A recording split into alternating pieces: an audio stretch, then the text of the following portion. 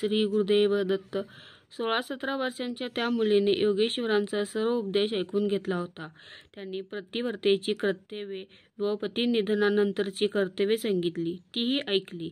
स्वस्थपणाने पुढचा विचार करण्यास वेळच नव्हता. पती मृत होऊन त्याचा देह समोरच दिसत होता. पुढचा विचार ताबडतोब कृतीत आणण्याशिवाय उपाय नव्हता. त्या मुलीने दूरदृष्टीने थोड्याच वेळात पुढचा विचार निश्चित केला होता.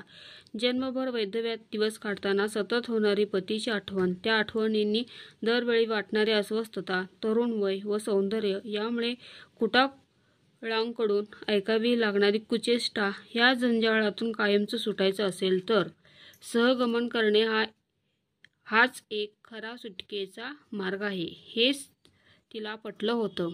तिनं आपला निश्चय योगेश्वरांना सांगितला. तेथे असणाऱ्या सुवासिनींना सांगितला. सहगमनाला जाण्याची सर्व सिद्धता केली. अंगावर असणारे दागिने उतरवले.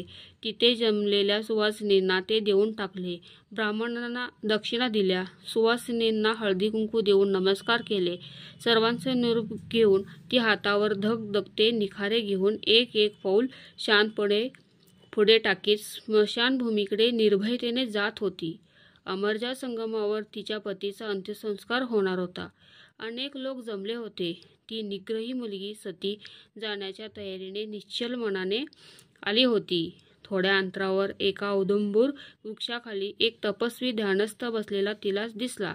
सहगमनापूर्वी शेवटचा नमस्कार त्या योगी सत्पुरुषाला करावा म्हणून ती लगबगीने त्या सत्पुरुषाकडे गेली. तिने त्यांना भक्तिभावाने नमस्कार केला. स्वामींनी सहृदय दृष्टीने तिच्याकडे पाहिलं. कपाळीच ठसठशीत कुंकू दिसलं. त्यांनी तिला अष्टपुत्रा सौभाग्यवती भव असा आशीर्वाद दिला. तिथे जन्मलेल्या लोकांनी स्वामींना नम्रपणानं सांगितलं, स्वामी, हिचा पती मरण पावला असून ती सती जाण्यास सिद्ध झाली आहे. आपण दिसलात म्हणून अखेरचाच नमस्कार करण्यास ती आली आहे. स्वामी म्हणाले, माझ्या तोंडून जे शब्द बाहेर पडले ते पुरे करण्याचं काम परमेश्वराचं. माझ्या तोंडून बाहेर पडलेले शब्द पुरे झालेच पाहिजेत. ते तपश्चर्येचं तेज आहे. थांबा तुम्ही, प्रेत दहन करू नका.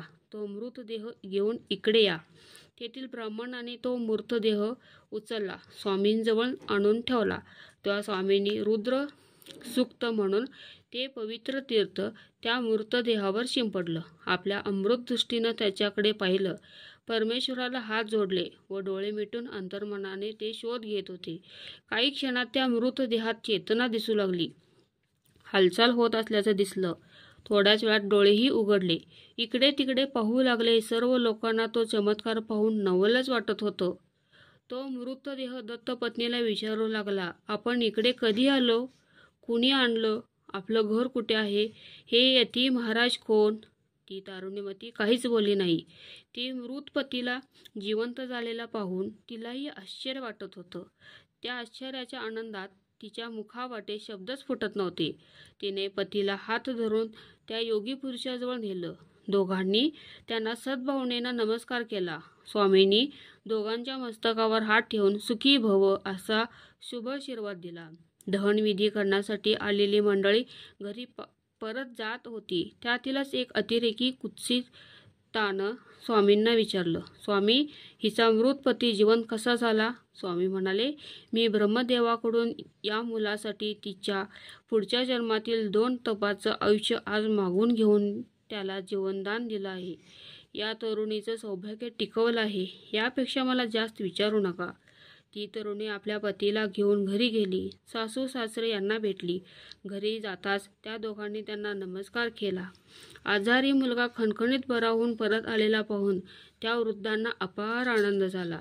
त्यांना सुनेच्या एकनिष्ठेचं, तिच्या श्रद्धेचं व परमेश्वरातील भक्तीचं कौतुक वाटलं. पुढे त्या तरुणीचा व दत्ताचा संसार सुखानं झाला. त्याला मुलंही झाली.